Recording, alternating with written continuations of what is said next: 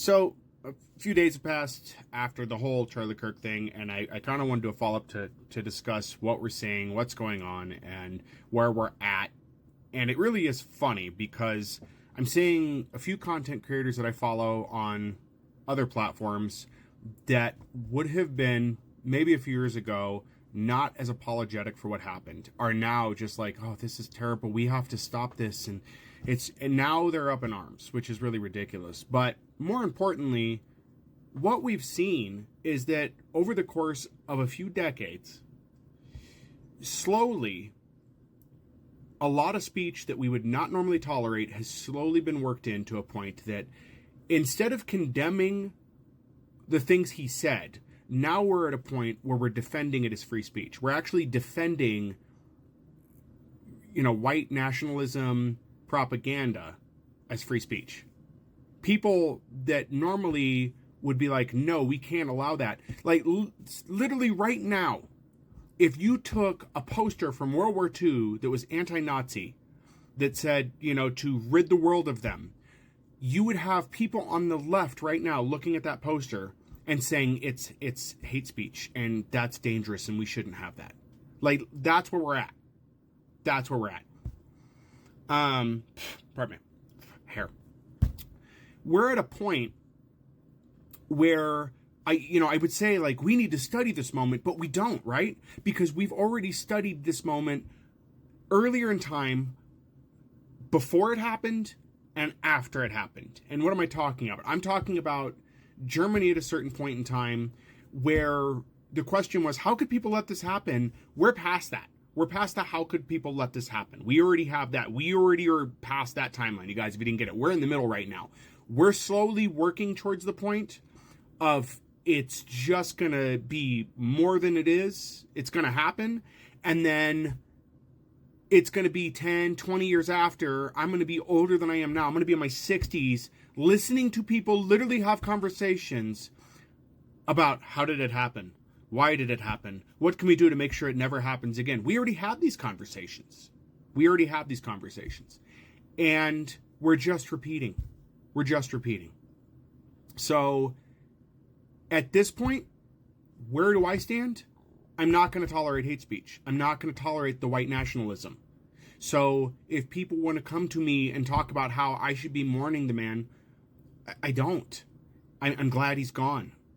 We took out somebody who was spewing white nationalist propaganda. I don't see how you guys have a problem with that. I don't. Don't feed me you guys are being fed the line of, well, he was a human. They're demoralizing that portion of it.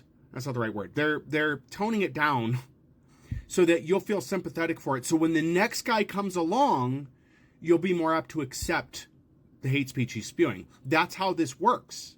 That's how it's going to work. And so, again, they're talking about Milo coming back. Milo. Well, if you don't know who Milo is, you need to look into who Milo is. But that's the whole point, is if that is the guy they're pushing, which I doubt. I think that's just internet talking.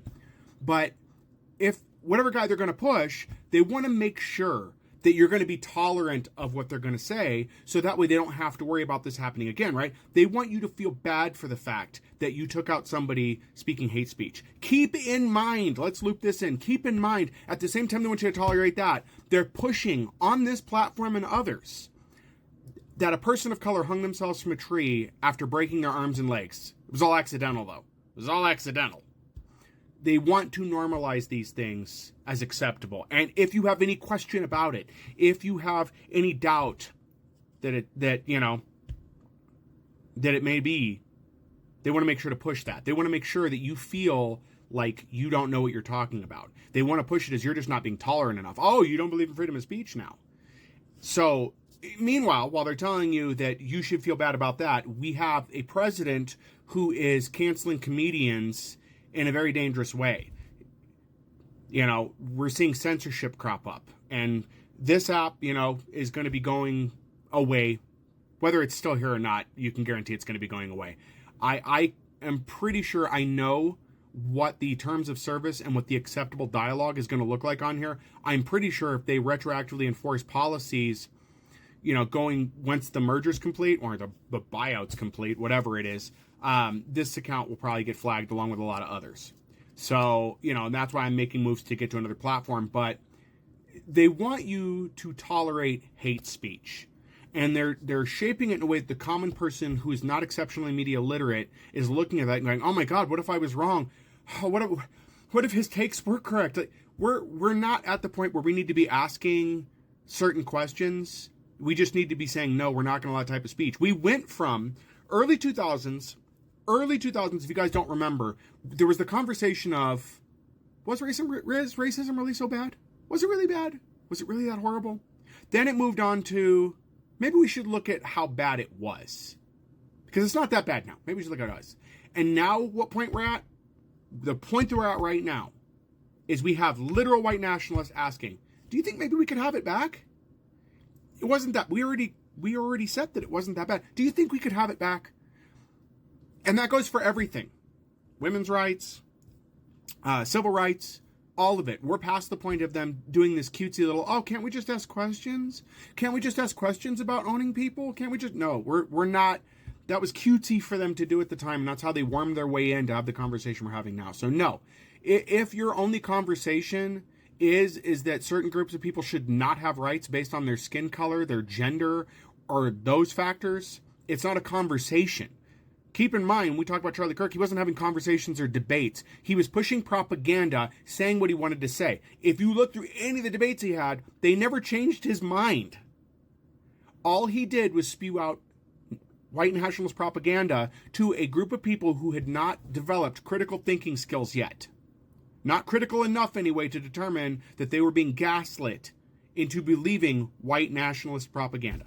So that is where it was. And if you don't believe that, go of your own volition and watch a bunch of the content the man had. It's everywhere. And don't worry, his wife will make sure the content is still around because she has an empire to protect, all that money.